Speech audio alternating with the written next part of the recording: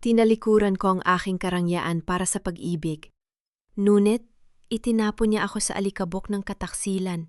Habang ipinagluluksa ko ang aking ama, lumiligaya siya sa piling ng kanyang kalunya gamit ang sarili kong pera. Akala nila ay nanahimik ako dahil mahina ako. Hindi nila alam ang babaeng pinaluhod nila ang siyang magpapabagsak sa kanilang imperyo. Handa ka na bang makitang gumulong ang husti? Walang silbi si Amara. Parang palamuting walang halaga sa bahay na ito. Mabuti pa si Kiara marunong magpasaya at magdala ng karangalan kay Enzo. Ang marahas na boses ni Doña Loida ay umareplace sa malamig na hangin ng madaling araw tumatagos sa bahagyang nakabukas na pinto ng kusina, kung saan nakatayo si Amara. Hawak ng kanyang nanginginig na mga kamay ang malaking platito ng pansit, habang ang usok nito ay dahan-dahang humahalos sa basang mga mata ng kababaihan. Mula pa kaninang 4:00 ng umaga, walang pahinga si Amara sa paghahanda ng mga paboritong pagkain ng kanyang pumanaw na ama. 3 taong gunita ng pagkamatay ni Don Fernando ngayon. Ngunit sa bahay ng mga Salcedo, ang araw na ito ay tila isang karaniwang Martes lamang na kailangang paglingkuran. Napalunok si Amara ng isang napakasakit at matigas na bara sa kanyang lalamunan. Ang init ng kalan ay hindi sapat upang pawiin ang panginginig ng kanyang mga daliri na nakahawak sa pinggan. Hindi siya sumigaw. Hindi siya umiyak ng malakas. Ang pinakamatinding sakit ay ang tahimik na pagdurog sa loob ng dibdib. Iyong tipong ang bawat paghinga ay parang pagsaksak ng libo-libong karayom sa puso.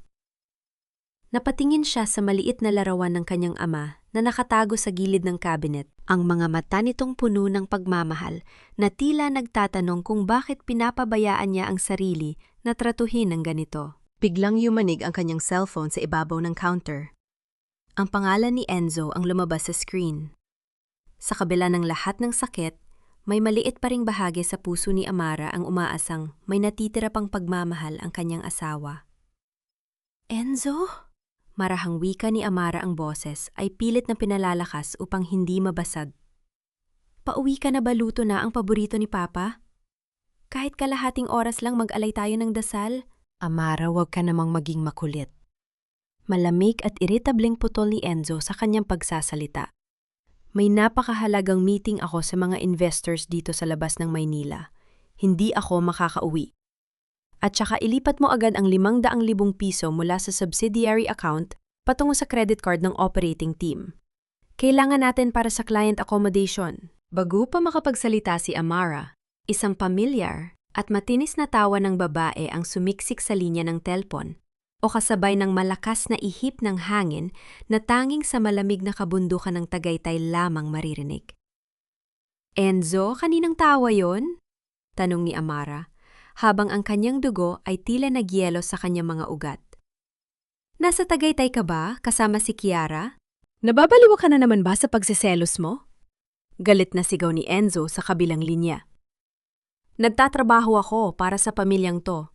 Huwag mo akong busyitin sa mga hinala mong walang kwenta. Gawin mo na lang ang sinasabi ko. Pinatay ni Enzo ang tawag ng walang anumang pag-aalinlangan. Ang kawalan ng boses sa naputol na linya ay parang paulit-ulit na sampal sa mukha ni Amara. Pumasok si Doña Loida sa kusina, nakataas ang kilay at nakakrus ang mga kamay sa kanyang dibdib. Ang kanyang mga mata ay puno ng pangingut habang tinititigan ang simpleng apron na suot ni Amara. Ano ba yan, Amara? Bakit nakatayo ka lang dyan na parang naiputan ng ibon? Sigaw na kanyang biyenan. Dadalating ang mga kaibigan ko mula sa sewing club sa tanghali. Ihanda mo ang dining table at siguraduhin mong malinis ang lahat. Ayokong mapahiya sa kanila dahil sa pagiging tamad mo. Tumingin si Amara sa mata ng kanyang biyen. Ang kanyang boses ay nanginginig, nungit puno ng pagpipigil. Mamaaraw po ngayon ang gunita ng pagkamatay ni Papa Fernando. Ipinagdasal ko po na sana ay kahit na yung araw lang. Aba, at sumasagot ka na ngayon? Putol ni Doña Loida sabay tapik ng malakas sa wooden counter na lumika ng isang nakabibing-ing tunog sa tahimik na kusina. Huwag mo akong idadaan sa drama ng pamilya mo.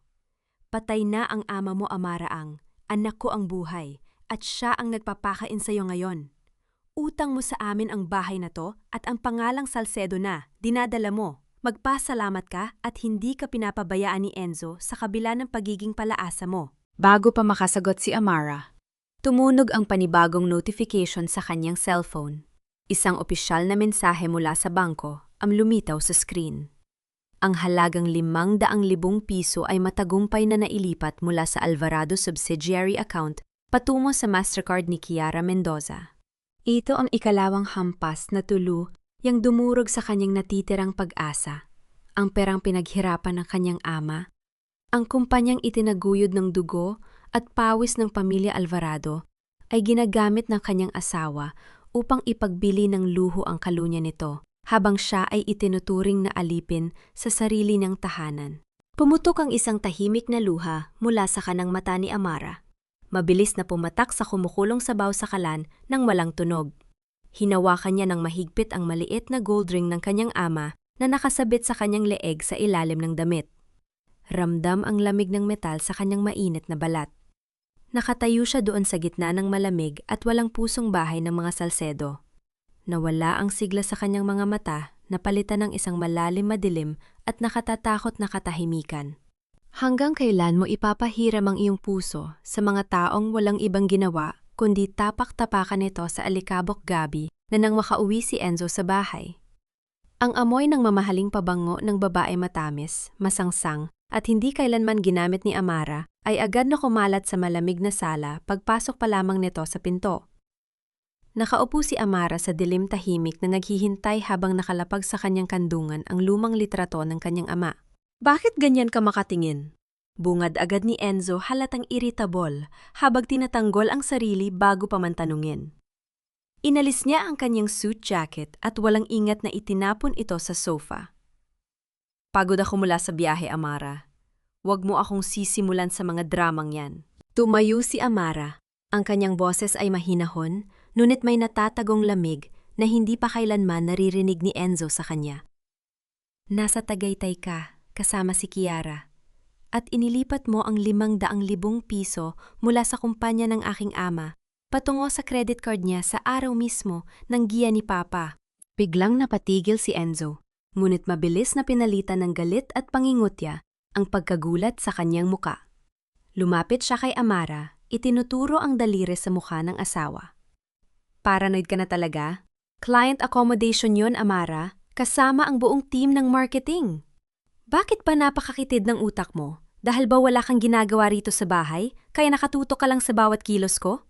Client accommodation na ang pangalan ay Kiara Mendoza. Marahang tanong ni Amara, habang ang kanyang puso ay patuloy na nadudurog sa bawat kasinungalingan ng lalaki. Oo at, kung hindi ka maniniwala, problema mo na yon. Sigaw ni Enzo, bumatok ang kanyang boses sa tahimik na silid. Tingnan mo nga ang sarili mo sa salamin. Ang dami mong reklam o hinala, pero hindi mo kayang ayusin ang sarili mo. Nakakapagod umuwi sa bahay na walang ginawa ang asawa, kundi magduda.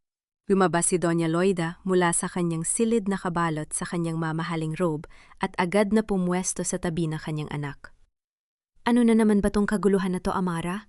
Pangaral ng matanda habang nakaturo ang baba nito sa kaawa-awang kalagayan ni Amara. Mahiya ka naman kay Enzo. Nagpapakapakod ang anak ko sa labas para ibigay sa iyo ang lahat, tapos ganyan ang itatrato mo sa kanya? Magpasalamat ka at pinapakain ka pa ng anak ko at binibigyan ng tirahan? Utang mo sa amin ang buhay mo? Tinitigan sila ni Amara, ang dalawang taong pinaglaanan niya ng kanyang kabataan yaman at danggal. Walang luha na pumatak mula sa kanyang mga mata. Sa kauna-unahang pagkakataon naramdaman ni Amara ang kumpletong pamamanhid ng kanyang damdamin para kay Enzo. Dahan-dahang tumalikod si Amara at naglakad patungo sa kanyang maliit na silid sa dulo ng palapag. Pagpasok niya, nakatayo roon si Yaya Rosa, ang matandang vunuy na nag-alaga sa kanya mula noong sanggol pa siya. May hawak itong tasa ng mainit na tsaa at isang panyo. Inilapag ni Yaya Rosa ang tasa sa mesa at marahang hinawakan ang nanginginig na mga balikat ni Amara. Gamit ang lumang panyo na ibinigay ng pumanaw na si Don Fernando, pinunasan ng matanda ang malamig na pawis sa noo ng dalaga. Tahan na aking alaga! Bulong ni Yaya Rosa, ang boses ay puno ng pagmamahal at malalim na pighati. Huwag mong hahayaan na ubusin nila ang natitirang lakas mo. Tumingin ka sa akin, Amara. Inangat ni Amara ang kanyang tingin sa matanda. Hindi ka Salcedo, Amara, marahang paalala ni Yaya Rosa sabay haplos sa buhok ng dalaga. Isa kang Alvarado. Ang dugo ng ama mo ang nananalaytay sa'yo. Hindi ka itinayo ng ama mo para lang tapak-tapakan ng mga taong walang utang na loob. Ang mga salitang iyon ay parang tubig batis sa natuyong lupa ng kaluluwa ni Amara. Bawat salita ni Yaya Rosa ay nagbabalik ng isang bahagi ng kanyang nawalang sarili. Nang makatulog si Yaya Rosa at tahimik na ang buong bahay, lumabas si Amara upang kunin ang suit jacket ni Enzo na naiwan sa sofa. Sa loob ng panloob na bulsa nito, natagpuan niya ang isang maliit na resibo mula sa isang kilalang luxury boutique sa Bonifacio Global City. Ang nakasaad doon isang mamahaling diamond necklace na nagkakahalaga ng 2 milyong piso na binayaran gamit ang tseke ng kumpanya. Ngunit hindi doon nagtapos ang katotohanan. Pagpasok ni Amara sa silid-aklatan ni Enzo upang ibalik ang resibo, nakita niyang nakabukas ang laptop ng kanyang asawa. Sa liwanag ng screen, nabasa ni Amara ang isang draft ng legal na dokumento na nakatagdang iharap sa lupon ng mga direktor. Ang pamagat ng dokumento, Deed of Absolute Transfer of Inheritance and Corporate Assets, isang kasunduan kung saan ililipat ni Amara ang lahat ng kanyang natitirang ari-arian at mana mula sa kanyang ama patungo sa pangalan ni Enzo Salcedo. Napatigil ang paghinga ni Amara. Ang kanyang daliri ay nanginginig sa ibabaw ng touchpad habang binabasa ang peking lagda na nakalagay na sa ilalim ng kanyang pangalan. Paano mo haharapin ang isang taong hindi lamang ang iyong puso ang gustong pumatay, kundi pati ang iyong buong pagkatao at kinabukasan, maliwanag ang sikat ng araw na tumatama sa mga salaming pader ng Alvarado Holdings Tower sa Makati. Ngunit ang palamig sa loob ng executive lounge ay kasing lamig ng yelo. Hahawakan pa lamang ni Amara ang doble ng pinto ng silid ni Enzo. Nang marinig niya ang pamilyar at matinis na boses ng isang babae na nagmumula sa loob. Nakatayo si Kiara Mendoza sa gitna ng lounge na nakasandal sa leather sofa habang hawak ang isang tasa ng kape. Nakasuot ito ng mamahaling silk dress at buong kapangyarihang ipinagmamayabang ang kanyang kuko. Ngunit ang kumuha sa buong pansin ni Amara, ang dahilan kung bakit tila huminto ang tibok ng kanyang puso, ay ang makinang na gold ring na may pulang ruby na nakasuot sa gitnang daliri ni Kiara. Iyon ang pamana ng kanyang ama. Ang singsing na ibinigay ni Don Fernando kay Amara noong siya ay magtapos sa kolehiyo. "Oh, look who's here!" Nakatagilid ang unload pambubuska ni Kiara habang dahan-dahang lumalapit kay Amara. Itinataas ang kanyang kamay upang mas malinaw na makita ang hiyas. Ang may bahay na walang ginawa, kundi magmukmok sa bahay. Nagustuhan mo ba ang bago kong alahas, Amara? Pilit na pinatigas ni Amara ang kanyang likod. Ibalik mo sa akin yan, Kiara. Singsing yan ang pumanao kong ama. Natawa ng malakas si Kiara, isang nakaiiritang tunog na bumatok sa tahimik na opisina. Ibinigay ito sa akin ni Enzo kagabi sa Tagaytay. Sinabi niya sa akin, mas bagay daw ang mga pamanangya sa babaeng marunong mag-alaga ng lalaki kaysa sa katuot na sirain ang mga kuko sa pagluluto. Bago pa makahakbang si Amara, bumukas ang pinto ng opisina at lumabas si Enzo. Sa halip na magulat o mahiya sa presensya ng kanyang asawa, napalitan ng galit at takot ang muka ng lalaki nang makita ang mga empleyadong palihim na nakatitig sa kanila. "Amara, ano na naman bang ginagawa mo rito?" Galit na sigaw ni Enzo, sabay hila sa braso ni Amara patungo sa gilid ng hallway upang ilayo kay Kiara. "Sabi ko sa'yo, huwag ka papunta-punta rito sa opisina. Ginagawaan mo na naman ba ako ng eksena sa harap ng mga tauhan ko?" Tinitiga ni Amara ang kamay ni Enzo na nakahawak sa kanyang braso, ang kamay na pumatay sa lahat ng kanyang pangarap. "Kinuha mo ang singsing ni Papa para ibigay sa kalunya mo, Enzo? Hanggang saan mo ba kayang ibaba ang sarili mo para lang sa babaeng yan?" "Huwag mong tawaging kalunya si Kiara." Sigaw ni Enzo sa harap ng 2 sekretarya na agad na napayuko sa kani-kanilang mesa. Si Kiara ang nagpapatakbo ng mga PR campaigns ng kumpanya, mas may pakinabang siya rito kaysa sayo. Umuwi ka na bago ko pa ipatawag ang security para ilabas ka. Walang luha na lumabas sa mga mata ni Amara. Sa kauna-unahang pagkakataon hindi siya sumigaw, hindi siya nakiusap at hindi siya yumuko. Tiningnan niya si Enzo mula ulo hanggang paa, ang lalaking minsan niyang ipinaglaban sa kanyang ama, na ngayon ay isa na lamang maliit at takot na nilalang na nagtatago sa likod ng maling kapangyarihan. Dahan-dahang labas ni Amara ang kanyang kamay mula sa hawak ni Enzo. Sa loob ng kanyang bag, ang kanyang daliri ay marahang pumindot sa screen ng kanyang cellphone upang ihinto ang ginawang audio recording ng buong pag-uusap. Hindi mo na kailangang ipatawag ang security, Enzo. Malamig na wika ni Amara, ang boses ay kasing talas ng balisong. Lalabas ako sa sarili kong kumpanya na may danggal. Ngunit tandaan mo ang araw na to. Tumalikod si Amara at naglakad patungo sa elevator nang may matatag na mga hakbang. Ang bawat pagtama ng kanyang sapatos sa makintab na sahig ay parang tambol ng paghahanda sa digmaan. Pagpasok niya sa loob ng elevator habang dahan-dahang nagsasara ang mga pinto nito, naramdaman niya ang mahinang pag-vibrate ng cellphone sa kanyang kamay. Ang pangalan ng pampamilyang abogado ng mga Alvarado ang lumabas sa screen. Ate Gabriel, sagot ni Amara habang tumitingin sa salamin ng elevator. Amara, mabilis at seryosong wika ng abogado sa kabilang linya. Nakuha ko na ang mga ebidensya ng peking lagda at ang buong talaan ng pagnanakaw ni Enzo sa mga subsidiary accounts. Handa ka na bang bawiin ang lahat ng sayo? Sa isang tahimik at nakatagong cafe sa Salcedo Village, inilapag ni Ate Gabriel ang isang kapal na folder sa ibabaw ng mesa. Ang mga mata ng matandang abogado na naging matalik na kaibigan ng pumanaw na si Don Fernando ay puno ng pighati at galit habang nakatitig sa anak ng kanyang kaibigan. Amara, simula ni Ate Gabriel habang iniyer ang mga dokumento. Hindi lang basta pagnanakaw ang ginawa ni Enzo.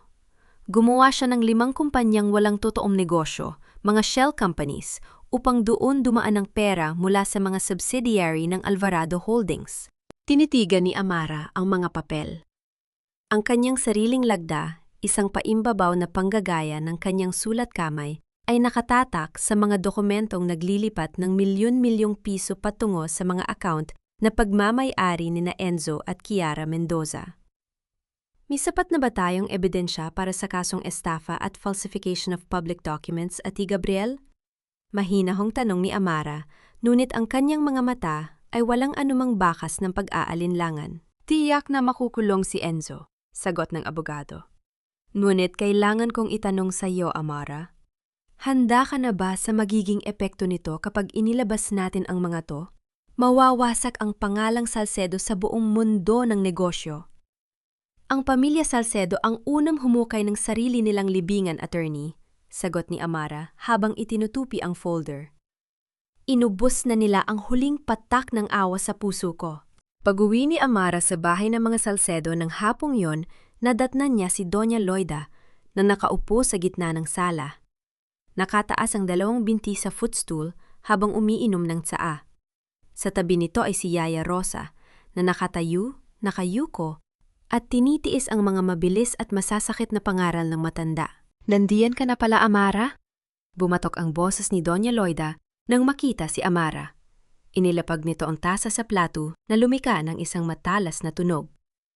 Lumapit ka rito at magmano ka sa akin? Walang galang, iniwan mo ang bahay na hindi man lang nagpapaalam sa akin? Inihanda ni Doña Loida ang kanyang kanang kamay, inilabas ang kanyang daliri upang hintayin ang pagyuko ni Amara at ang pagdikit ng kanyang kamay sa noo ng dalaga, ang tradisyonal na pagpapakita ng paggalang na matagal nang ginagamit ng matanda upang pahiyain at alipinin si Amara. Ngunit sa pagkakataong ito, hindi humakbang si Amara. Nanatili siyang nakatayo ng matuwid, nakatingin ng diretso sa mga mata ng kanyang biyenan. Ano pang hinihintay mo, lumuhod ka at magmano? Sigaw ni Doña Loida, nandidilat ang mga mata sa galit. Pinalaki ka ba ng ama mo na walang utang na loob? Pinatira ka namin sa bahay na to, tapos ganyan ka umasta? Marahang itinago ni Amara ang kanyang mga kamay sa likod. Ang pagmamano at paggalang, mama, ay ibinibigay sa taong marunong gumalang sa kapwa. Hindi ko na po kailanman iyuyuko ang aking ulo sa isang taong. Ang tanging hangarin ay tapak-tapakan ng aking pagkatao. Napasinghap si Doña Loida, pinalalabas ang hangin sa kanyang bibig sa matinding pagkagulat. Namula ang kanyang mukha sa galit at panginginig. Aba ang kapal na mukha mo, sino ka para magsalita ng ganyan sa akin sa sarili kong bahay? Ito ay bahay ng aking ama-mama. Malamig na paalala ni Amara, bago dahan-dahang tumalikod at umakyat patungo sa kanyang silid, iniwan ang matanda na halos mabulunan sa sarili nitong galit. Kagabi ron habang tahimik ang buong bahay, narinig ni Amara ang yabag ng sapatos ni Enzo sa hallway. Nakatayo si Amara sa gilid ng pinto nang marinig niya ang boses ng kanyang asawa na kausap si Kiara sa telpo. Huwag ka na mag-alala, Kiara. Masayang wika ni Enzo, sa kabilang linya may kasamang panginginig ng alak sa kanyang boses. Sa darating na board meeting sa susunod na linggo, ipapresenta ko ang waiver. Hindi man lang niya mararamdaman ang pagtama ng kidlat hanggang sa mawalan siya ng kahit isang sentimo at mapalaya sa kumpanya. Sa loob ng sumunod na 2 araw, nagpanggap si Amara na tila walang anumang nangyari. Ipinagpatuloy niya ang pagiging tahimik sa bahay, inihahanda ang tsaan ni Doña Loida at hindi sumasagot sa mga pambubuska nito. Ang ganitong pagpapakumbaba ay nagbigay kay Enzo ng maling paniniwala na kontrolado pa rin niya ang kanyang asawa, isang malaking pagkakamali na magiging sanhi ng kanyang mabilis na pagbagsak. Habang si Enzo ay abala sa pagpapakasaya sa kanyang inakalang tagumpay, si Ate Gabriel naman ay tahimik na naglalakad sa mga pasilyo ng pinakamalaking bangko sa Makati. Dala ng matandang abogado ang pormal na kopya ng pagbawi ni Amara sa Power of Attorney. Sa isang lagda lamang, ang lahat ng kakayahan ni Enzo na mag-withdraw o maglipat ng pondo mula sa mga account ng Alvarado Holdings ay pormal ng pinalalamig at ipinagtatanggol ng batas. Nang hapon ding yon, sa paniniwalang pumunta si Amara sa simbahan at wala si Doña Loida, dinala ni Enzo si Kiara sa mismong bahay ng mga Alvarado. Pumasok si Kiara sa malaking sala na parang siya ang may-ari ng tahanan. Hinawakan ng kanyang mga daliri ang mga antik na kasangkapan na gawa sa mahogany mga pamanang gamit ng pamilya Alvarado na may matagal ng kasaysayan. Enzo, kapag napalayas mo na si Amara, sa kumpanya ipagbenta natin ang lumang bahay na to. Nakangising wika ni Kiara habang nakatingin sa malawak na hardin. Mabebenta to ng hindi bababa sa 50 milyong piso. Mas maganda kung bibili tayo ng modern penthouse sa BGC. Natawa si Enzo. Pinalibutan ang baywang ni Kiara ng kanyang braso. Huwag kang mag-alala, Kiara. Pagkatapos ng board meeting bukas, wala nang kakayahan si Amara na lumaban. Ang bahay na to ang kumpanya at ang lahat ng pera niya ay mapupunta sa atin. Hindi nila alam sa likod ng makapal na velvet na kortina, sa kabilang bahagi ng silid-aklatan nakatayo si Yaya Rosa.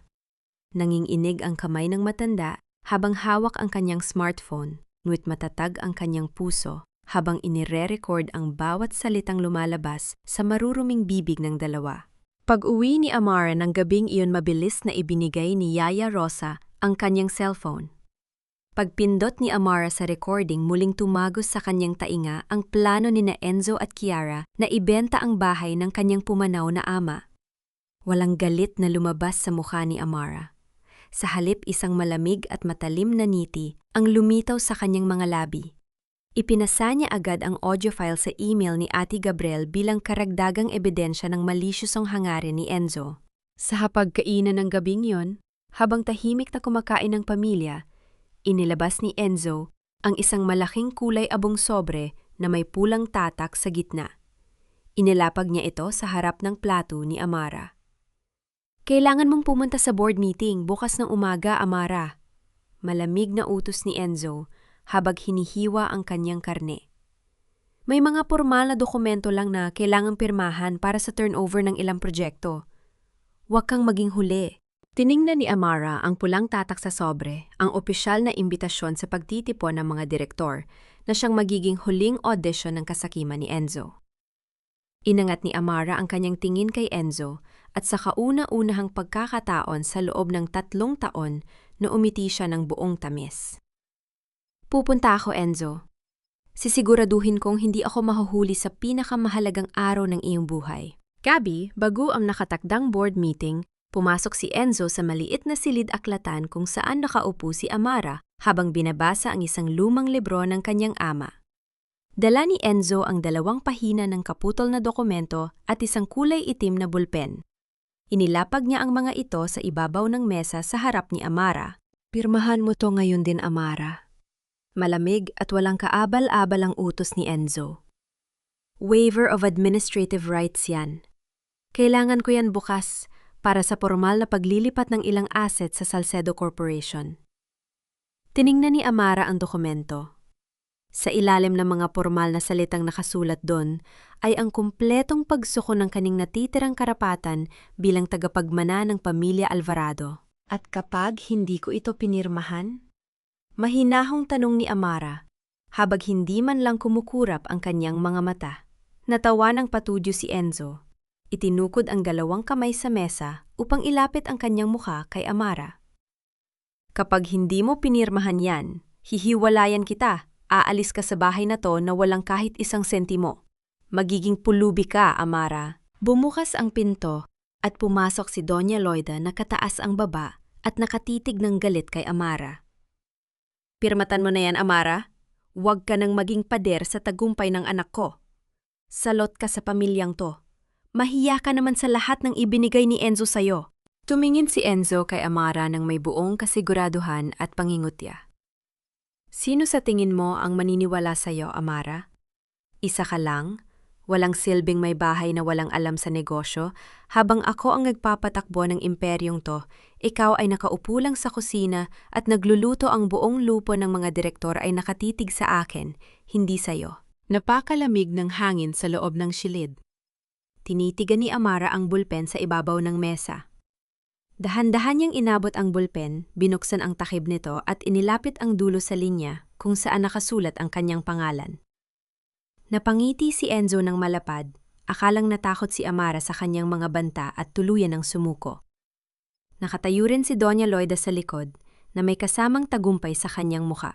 Ngunit sa halip na isulat ang kanyang pangalan, hawak ang bulpen ng may buong lakas, gumuhit si Amara ng isang napakalaki at makapal na ikis sa buong gitna ng dokumento na bumaon sa papel at humatis sa mga salita ng kasakiman ni Enzo. Napatigil ang paghinga ni Enzo. Ang kanyang ngiti ay mabilis na napalitan ng matinding pagkagulat at galit. Ibinaba ni Amara ang bulpen. Nang walang anumang tunog tumingin ng diretsyo sa nagpupuyos na mga mata ng kanyang asawa at nagwika, wala nang kahit anong pirma ang lalabas sa mga kamay na to para sa iyo, Enzo. Itinukod ni Enzo ang kanyang nakakuyang na kamao sa ibabaw ng wooden desk na lumikha ng isang malakas at nakagugulat na tulog sa tahimik na silid. Ang kanyang mukha ay namula sa matinding panginginig ng galit.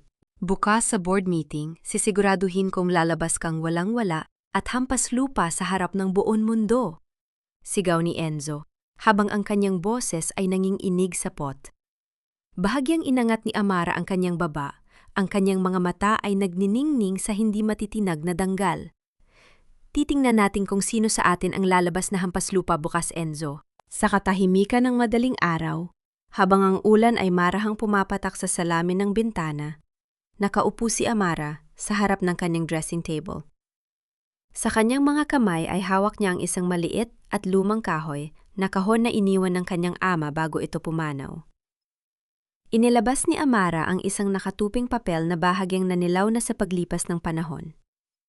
Sa pamamagitan ng malalaki at matatag na sulat kamay ni Don Fernando, nabasa niya ang mga huling salita na nakalaan para sa kanya. Aking mahal na Amara, ang sulat ng kanyang ama. Ang pag-ibig ay hindi nilikha upang bawasan ang iyong pagkatao.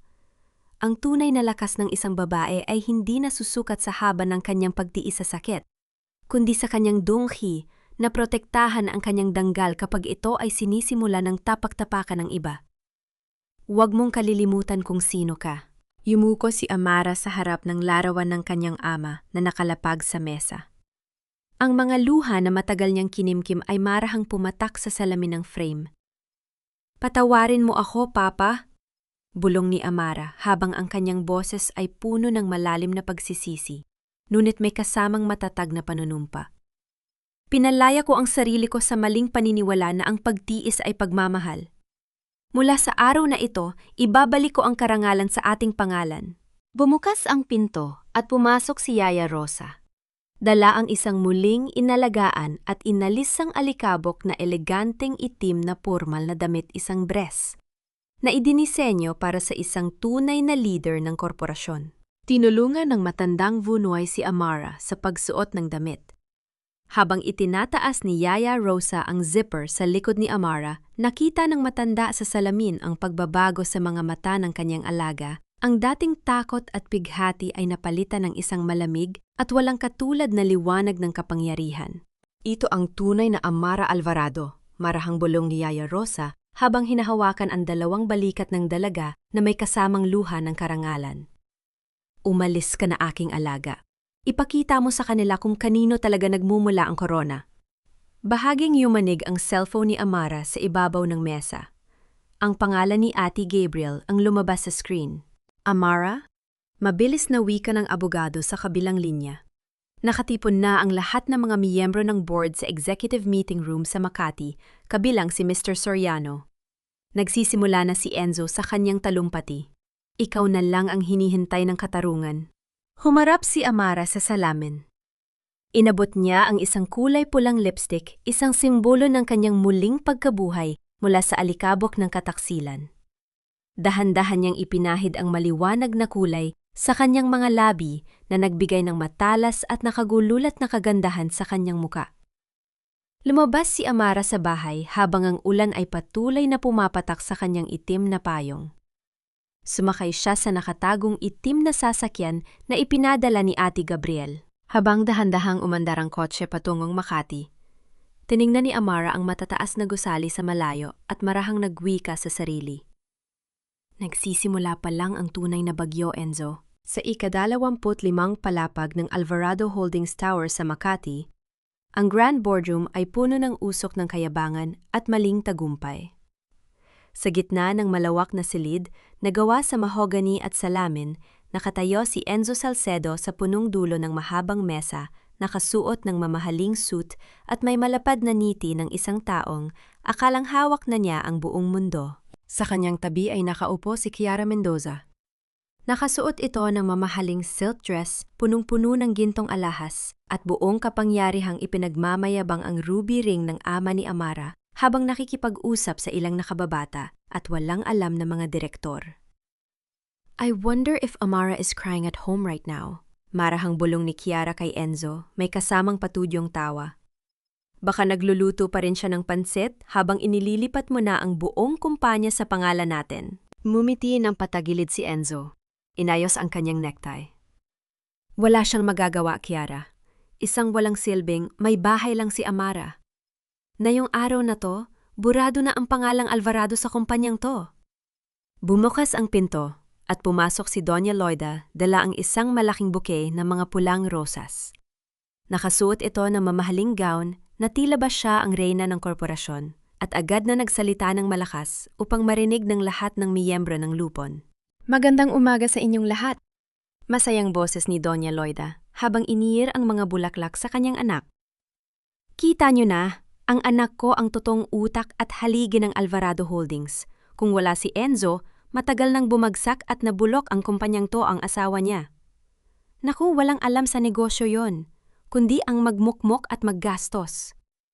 Ilan sa mga bagong shareholder ang tumango at nakiyayon sa mga salita ng matanda. Akalang totoong si Enzo ang nagpalago sa kumpanya. Inilabas ni Enzo ang kanyang slide presentation sa malaking LED screen sa gitna ng silid.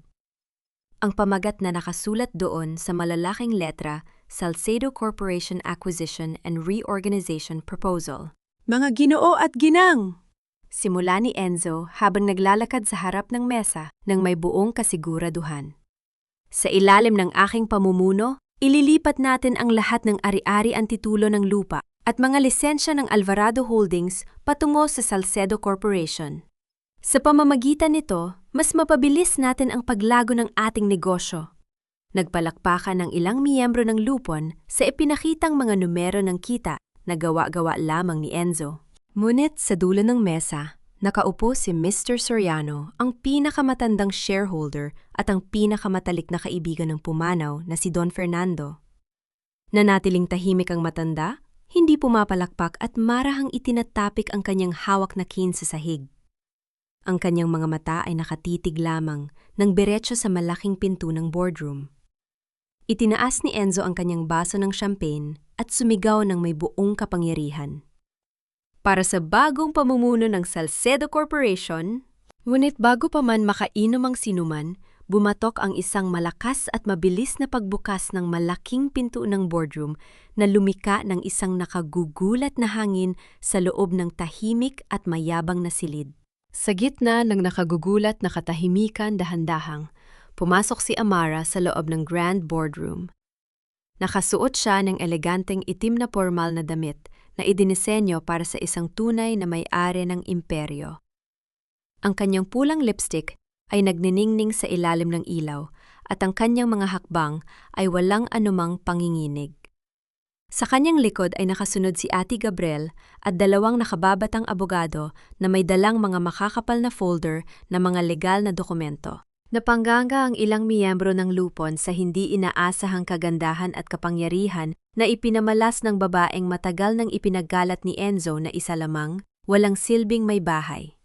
Nabitawan ni Enzo ang kanyang baso ng champagne na muntik nang mabasag sa mesa. Mabilis na napalitan ng galit at pagkapahiya ang kanyang muka at agad siyang tumayo habang itinuturo ang daliri kay Amara. Amara, ano tong panggugulo mo? Sigaw ni Enzo, bumatok ang kanyang boses sa buong silid. Sinabi ko na sa'yo kagabi, wala kang karapatan dito, lumabas ka rito at bumalik ka sa kusina bago kita ipakaladkad sa security. Huminto si Amara sa gitna ng silid. Inangat niya ang kanyang head nang may buong dangal, tinitigan si Enzo mula ulo hanggang paa, nang may malamig at nakamamatay ng iti at marahang nagsalita. Mula sa araw na ito, Enzo, ang sinumang walang kahit isang stock o share sa kumpanyang ito ay walang karapatang magsalita o mag-utos sa silid na ito. Natawa ng matini si Kiara, nakatagilid ang ulo habang nakatingin kay Amara ng may pang-ingutya. Nababaliw ka na ba, Amara? Si Enzo, ang CEO ng kumpanyang to, at ako ang head ng PR. Sino ka para pumasok dito at magmarunong? Itinukod ni Mr. Soriano ang kanyang hawak na cane sa sahig na lumika ng isang malakas at nakagugulat na tunog sa buong silid. Manahimik ka, Miss Mendoza. Galit na utos ng matandang shareholder. Wala ka sa palengke para magsalita ng ganyan sa harap ng lupon, Ate Gabriel. Anong ibig sabihin nito? Pumwesto si Ate Gabriel sa gitna ng boardroom at inilabas ang mga purma na sertipiko. Ipinamahagi ng kanyang mga legal assistants ang mga certified true copies sa bawat miyembro ng board, mga ginoo at ginang ng lupo ng mga direktor. Simula ni Ate Gabriel sa isang matatag at formal na boses. Ipinahahatid ko sa inyong lahat ang orihinal na sertipiko ng Alvarado Founders Trust. Si G. Enzo Salcedo ay hindi kailanman naging tunay na may-ari ng Alvarado Holdings. Ang kanyang posisyon bilang CEO ay isang pansamantalang proxy appointment lamang na pormal ng pinalalamig at binawi ng tunay na may-ari, si Ms. Amara Alvarado, ang solong tagapagmana na nagmamay-ari ng 85% ng buong stock ng kumpanya. Napatigil ang buong silid. Namula at pagkatapos ay tuluyang namutla ang mukha ni Enzo. Nanginginig ang kanyang mga kamay habang nakatitig sa pormal na dokumento na may opisyal na tatak ng gobyerno at ng korte. Sa likod ng silid, nabitawan ni Doña Loida ang hawak niyang malaking bouquet ng mga pulang rosas. Nahulog ang mga ito sa sahig habang ang matanda ay napasandal sa pader ng lalaki ang mga mata sa matinding gulat at kahihiyan. Ngunit hindi doon nagtapos ang pagbagsak ng kanilang kasakiman. Inangat ni Ate Gabriel ang isa pang kapal ng itim na folder at tumingin ng diretso sa nangangatog na si Enzo. At hindi lang yan, dagdag ng abogado sa isang malamig na boses. Hawak din namin ang kumpletong record ng pagnanakaw, pambubulsa at malawakang fraud na ginawa ni G. Enzo Salcedo sa pondo ng Alvarado Holdings. Pindot ni Ate Gabriel ang remote control at agad na lumabas sa malaking LED screen sa gitna ng boardroom ang buong talaan ng mga illegal na bank wire transfers. Ang mga numero petsa at ang eksaktong pangalan ng mga nakatanggap na account, partikular ang pangalan ni Kiara Mendoza, ay nagniningning sa kulay pulang ilaw sa harap ng lahat ng mga direktor. Higit sa 30 milyong piso ang pondo ng Alvarado subsidiary na inilipat sa mga pampersona na account para sa pagbili ng luxury apartment, mamahaling kotse at mga alahas. Bumatok ang boses ni Ate Gabriel sa buong silid. Nagkagulo ang buong lupo ng mga shareholder. Tumayo si Mr. Soriano, itinukod ang 2 kamay sa mesa at galit na sumigaw. Magnanakaw, ginamit mo ang pera ng kumpanya para lang sa pansariling luho at sa kalunya mo. Dapat ka makulong, Salcedo! Namutla ng husto si Kiara, natatarantam umatras habang itinuturo ang daliri kay Enzo. Wala akong alam dyan. Hindi ko alam na nakaw ang perang binigay sa akin ni Enzo, kasalanan niya ang lahat. Ginamit niya lang ako. Marahang inabot ni Amara ang isang maliit na remote sa ibabaw ng mesa at pinindot ang play button. Agad na kumalat sa mga speakers ng boardroom ang malinaw na boses ni Kiara mula sa recording ni Yaya Rosa. Enzo, kapag napalayas mo na si Amara sa kumpanya, ipagbenta natin ang lumang bahay na to. Mabebenta to ng hindi bababa sa 50 milyong piso. Napasinghap ang lahat ng mga tao sa silid sa matinding kasakiman na narinig. Napatingin si Kiara sa paligid, ang kanyang mukha ay puno ng matinding takot at kahihiyan. Sa pagkakataong yon, muling bumukas ang mga pinto ng boardroom. Pumasok ang 4 na opisyal mula sa National Bureau of Investigation na may hawak na opisyal na dokumento mula sa korte.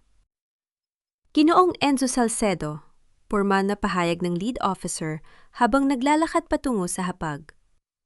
May hawak kaming warrant of arrest laban sa'yo para sa mga kasong syndicated estafa at falsification of public documents.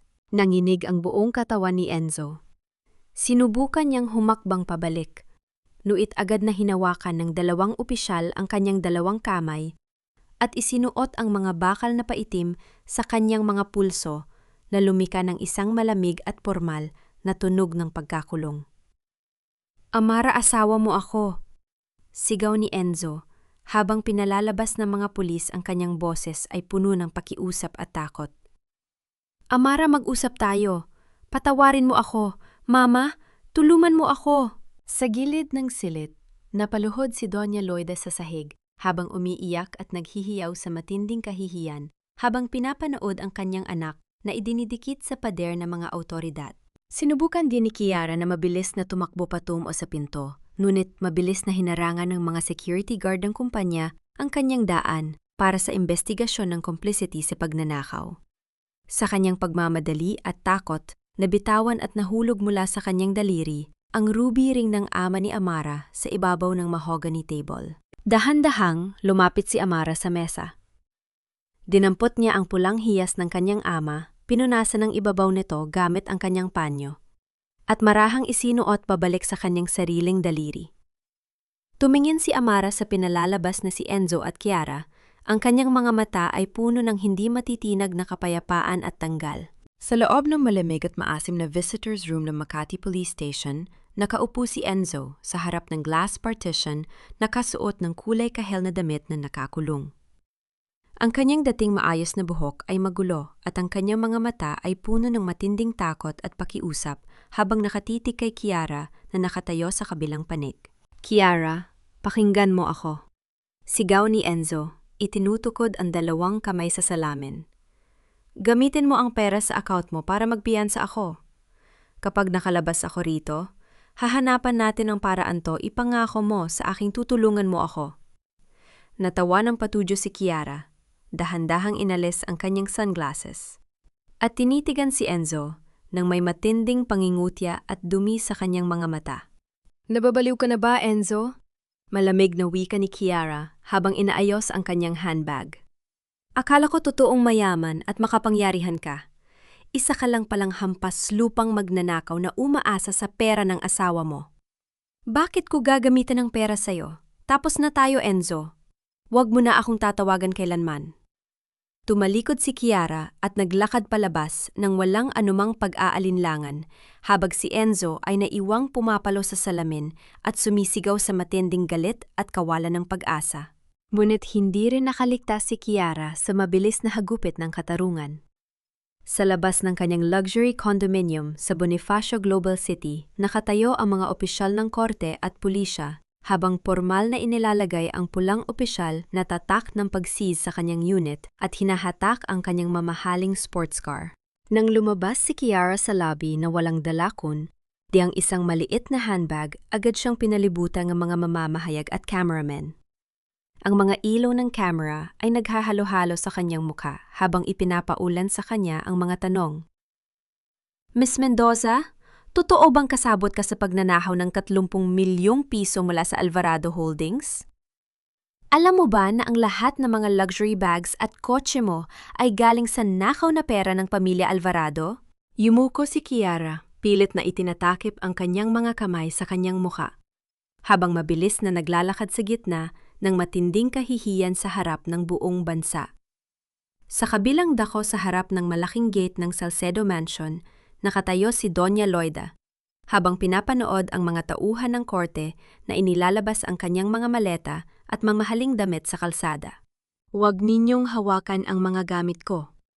Sigaw ni Doña Loida sa mga opisyal ang kanyang boses ay nanginginig sa galit.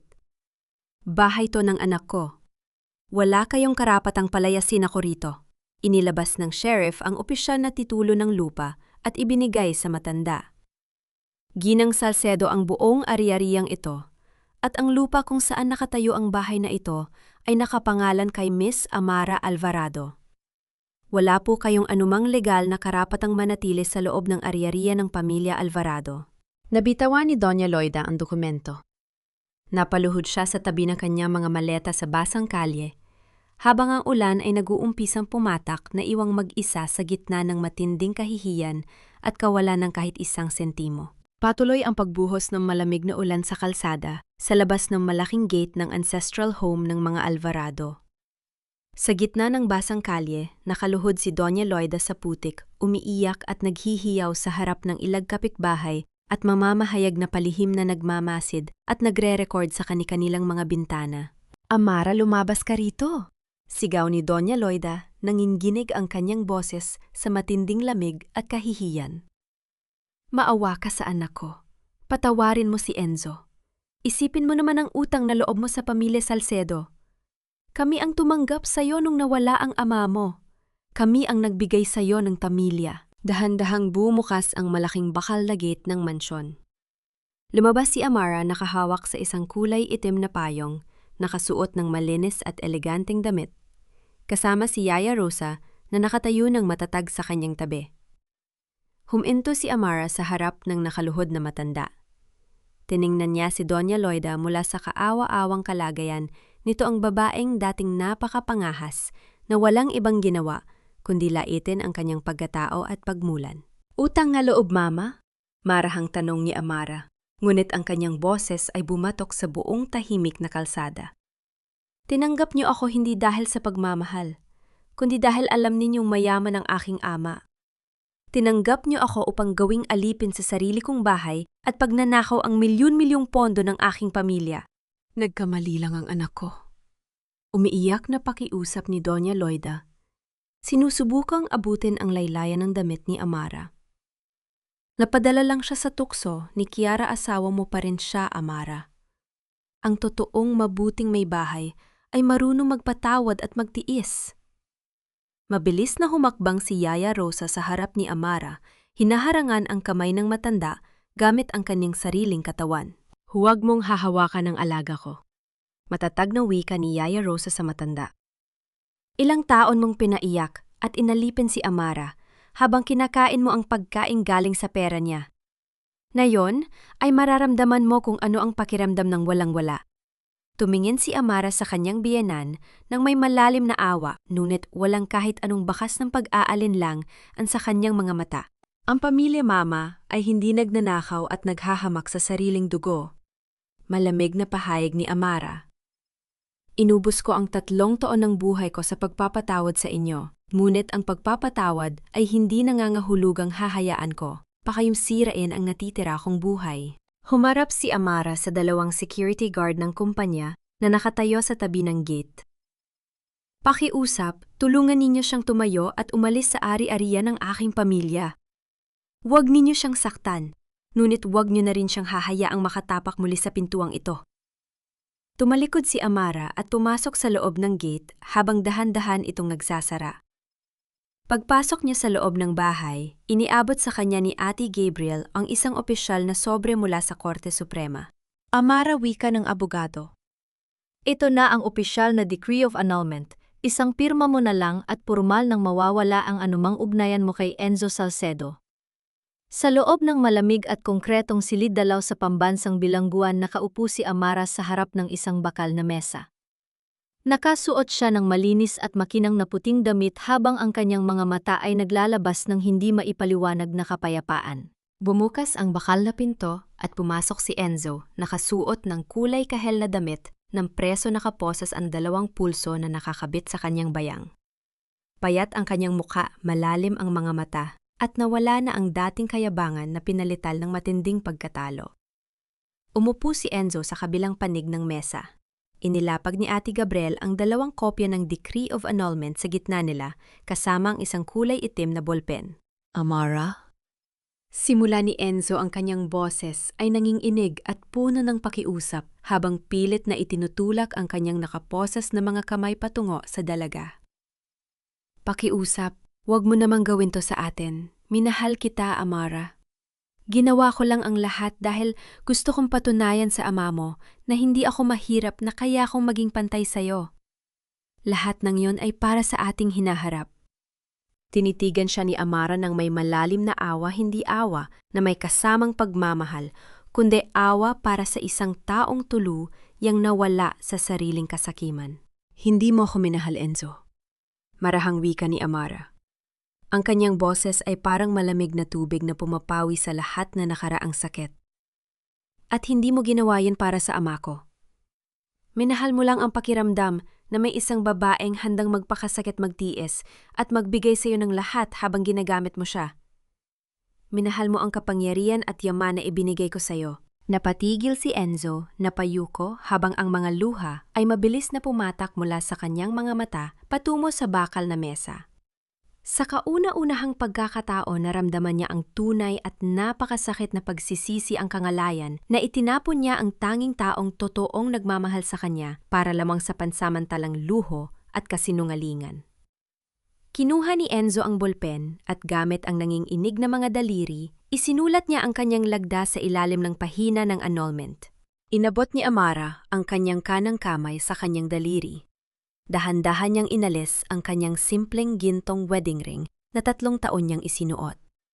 Inilapag niya ito sa gitna ng mesa sa tabi ng pirma ni Enzo. Iniiwan ko to rito, Enzo, wika ni Amara habang tumatayo. Hindi dahil sa galit, kundi dahil ang singsing na to ay pagmamay-ari ng nakaraan na wala ng lugar sa aking kasalukuyan. Tumalikod si Amara at naglakad patungo sa pinto. Habang dahan-dahang nagbubukas ang malaking bakal na pinto, lumabas si Amara sa maliwanag at mainit na sikat ng araw sa labas ng bilangguan. Naramdaman niya ang malalim na paghinga ng tunay at ganap na kalayaan sa kanyang dibdib. Pagkaraan ng 1 buwan, nakatayo si Amara sa harap ng isang bagong gusali sa Makati. Sa harap ng maraming tao at mamamahayag, inalis ang malaking tela na nagtatakip sa pangalan ng gusali. Nagniningning sa ilalim ng araw ang malalaking gintong letra, Alvarado Foundation for Women's Empowerment. Sa loob ng malawak at maliwanag na hall ng Alvarado Foundation, napuno ang silid ng mga ngiti bulaklak at mainit na pagtanggap ng daan-daang tao. Ang mga kababaihang dating biktima ng pang-aabuso, kataksilan at pagkaalipin sa pamilya ay sama-samang nakatayo rito, may dalang bagong pag-asa at liwanag sa kani-kanilang mga mata. Umakyat si Amara sa gitna ng entablado. Nakasuot siya ng malinis at eleganteng kulay cream na Filipiniana dress at sa kanyang dibdib ay nakakabit ang gintong pin ng pamilya Alvarado. Ang kanyang muka ay hindi nabakas ng pighati o galit, kundi ng isang dalisay at hindi matitinag na kapayapaan. Sa harapang hanay ng mga upuan nakaupo si Yaya Rosa. Nakasuot ng magandang ternong damit, habang pilit na pinupunasan ng kanyang panyo ang mga luha ng matinding karangalan at kagalakan sa kanyang mga mata. Inayos ni Amara ang mikropono at tumingin sa mata ng bawat babaeng nakatayo sa silid. Sa lahat ng mga kababaihang nakatayo rito ngayon, Simula ni Amara, ang kanyang boses ay malinaw at bumatok ng may buong pagmamahal sa buong hall. Sa mga babaeng minsan ang pinaluhod sa putik, sinabihang walang silbi at pinaniwalang wala silang halaga kung wala ang lalaking nagnanakaw ng kanilang lalakas. Nais kong sabihin sa inyo ngayong araw ang inyong dangal ay hindi kailanman nawala. Nagkaroon ng tahimik at nakatutok na katahimikan sa buong silid habang ang marami sa mga dumalo ay nag-uumpisa ng lumuhas sa lalim ng kanyang mga salita. Ang inyong halaga, pagpapatuloy ni Amara, ay hindi nasusukat sa kung gaano kayo katagal magtiis sa sakit. Ang tunay na lakas ay ang dunghi na tumayo isara ang pintuan ng nakaraan at bawiin ang sarili ninyong buhay. Ang Alvarado Foundation ay hindi idinisenyo upang maging silungan lang, kundi upang maging pakpak na maglilipad sa inyo patungo sa inyong sariling tagumpay. Tumingin si Amara kay Yaya Rosa at ang kanyang boses ay naging marahan at puno ng pagmamahal. At sa aking Yaya Rosa, ang taong humawak sa aking mga kamay noong ang buong mundo ay gustong magpaluhod sa akin, maraming salamat. Dahil sa iyo, naalala ko na ako ay isang Alvarado. Nagkaroon ng malakas at mahabang pagpalakpak ng mga tao sa buong hall habang marami ang tumayo upang magbigay ng paggalang sa dalawa. Pagkatapos ng seremonya, isang batang ina na dating biktima ng pang-aabuso sa tahanan ang lumapit kay Amara, may hawak na isang maliit na sulat na gawa sa kamay. Miss Amara, wika ng babae habang nanginginig ang boses sa kagalakan. Dahil po sa foundation ninyo, nakapagsimula ako muli at nakakuha ng trabaho. Maibalik niyo po ang buhay ko at ng aking anak. Niyakap ni Amara ang babae ng buong higpit. Sa sandaling yon, naramdaman ni Amara ang pinakamataas na uri ng kaligayahan, ang kagalakan na hindi lamang ang kanyang sariling buhay ang kanyang nailigtas, kundi nagawa niyang maging ilaw sa dilim para sa iba. Habang dahan-dahang lumulubog ang araw sa labas ng gusali, tumingin si Amara sa maliwanag na langit at nagwika sa sarili na oras na para sa kanyang huling pagbisita sa nitso ng kanyang ama. Maliwanag at tahimik ang sikat ng araw sa sementeryo ng pamilya Alvarado. Ang berde at malinis na damuhan ay napapalibutan ng malalaking punong acacia na sumasayaw sa marahang simoy ng hangin. Sa gitna ng payapang burol, nakatayo ang malinis na puting nitso ni Don Fernando Alvarado. Naglakad si Amara patungo sa nitso, nakasuot ng simpleng puting damit. Sa kanyang mga kamay ay hawak niyang isang malaking bouquet ng mga sariwang puting liryu, ang paboritong bulaklak ng kanyang ama. Lumalabas ang liwanag sa kanyang muka at ang kanyang mga mata ay puno ng walang kapantay na kapayapaan at kaligayahan. Marahang lumuhod si Amara sa tabi ng nitso at inilapag ang mga puting bulaklak sa ibabaw ng marmol. Hinawakan ng kanyang mga daliri ang nakaukit na pangalan ng kanyang ama. Papa! Marahang bulong ni Amara, ang kanyang boses ay parang himig ng isang payapang awitin sa gitna ng hangin. Ako to, si Amara. Bumalik ako upang sabihin sa'yo na natupad ko na ang lahat ng iyong habilin. Pumwesto si Yaya Rosa sa kanyang tabi, dahan-dahang nag-antanda ng krus, habang ang mga luha sa kanyang mga mata ay nagpapakita ng matinding kagalakan. Naibalik ko na ang karangalan sa ating kumpanya, Papa. Pagpapatuloy ni Amara habang nakatitig sa larawan ng ama. Naibalik ko na ang bahay na itinayo mo, ngunit higit sa lahat, nahanap ko na ang dunghi na mahalin at galangin ang sarili ko. Hindi ko na kailanman hahayaan ang sinuman na pahirapan o tapak-tapakan ang pangalang inalagaan mo. Sa sandaling yon, isang malamig at napakagandang simoy ng hangin ang dumaan sa buong burol. Yumanig ang mga dahon ng acacia at dinala ng hangin ang mababangit na amoy ng sampagwitas sa paligid. Ipinikit ni Amara ang kanyang mga mata. Sa kauna-unahang pagkakataon sa loob ng 3 taon, naramdaman niya ang isang mainit at banayad na yakap sa kanyang mga balikat, isang damdamin ng pag-apruba at patmamahal na nagmumula sa langit. Naramdaman mo ba yun, Yaya? Marahang tanong ni Amara habang nagmumulat ng mga mata at nakangiti. Oho, aking alaga, umiiyak na sagot ni Yaya Rosa habang nakangiti ng malapad. Masayang-masaya ang ama mo sa kinaroroonan niya ngayon. Ipinagmamalaki ka ng iyong papa. Tumayo si Amara at inayos ang kanyang damit. Hawak ang kamay ni Yaya Rosa, Tininan niya ang nicho ng ama sa huling pagkakataon ng may buong pagmamahal. Paalam sa nakaraan, Papa. Wika ni Amara sa kanyang puso. At maligayang pagdating sa aking bagong bukas. Tumalikod si Amara at naglakad kasama si Yaya Rosa patungo sa puting sasakyan na naghihintay sa gilid ng kalsada. Habang naglalakad sila sa ilalim ng maliwanag na sikat ng araw, nakatayo ng matuwid si Amara, isang babaeng hindi na biktima ng kataksilan, kundi na nagtagumpay at malaya. Isang taon ang mabilis na lumipas matapos ang unos na yumanig sa buhay ni Amara Alvarado. Sa malawak na balkonahe ng ancestral home ng mga Alvarado sa Makati, nakaupo si Amara habang pinapanood ang magandang paglubog ng araw. Sa kanyang tabi ay nakatayo si Yaya Rosa, nakangiti habang inilalapag ang isang tasa ng mainit na tsaa sa ibabaw ng mesa. Ang buong paligid ay puno ng katahimikan at halimuyak na mga bulaklak sa hardin. Sa kabilang dako ng lipunan formal nang naituwid ng katarungan ang lahat. Si Enzo Salcedo ay patuloy na nagdudusa sa loob ng bilangguan ginugugol ang kanyang mga araw sa pagsisisi sa kanyang mga maling desisyon at kasakiman. Si Kiara Mendoza ay tuluyang nawala ng lahat ng kanyang yaman at karangyaan nagtatago sa mata ng publiko dahil sa matinding kahihiyan. At si Doña Loida ay bumalik sa isang maliit na bayan sa probinsya, namumuhay ng tahimik at may kasamang aralang kapakumbabaan matapos mawala ang lahat ng kanyang ipinagmamabang kapangyarihan. Pinatawad na ba sila ni Amara o? Pinatawad na ni Amara si Enzo at Doña Loida sa lalim ng kanyang puso, hindi dahil karapat-dapat sila sa kapatawaran, kundi dahil ayaw na ni Amara na magdala ng lason at galit sa kanyang sariling kaluluwa.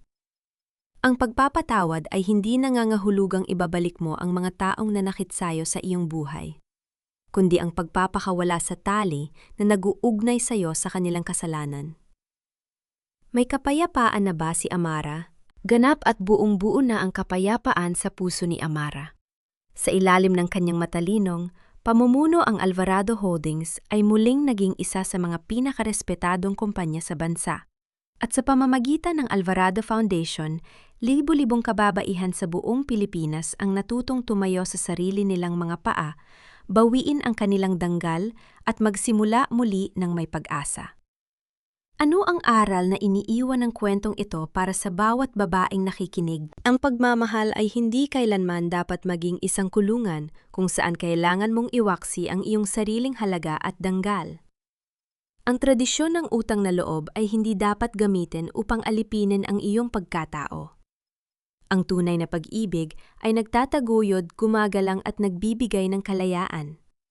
At kapag ang mundo ay pilit kang pinaluluhod sa alikabok ng kataksil, ang tandaan mo may lakas sa loob mo na muling bumangon hindi bilang isang biktima kundi bilang isang reyna ng iyong sariling kapalaran.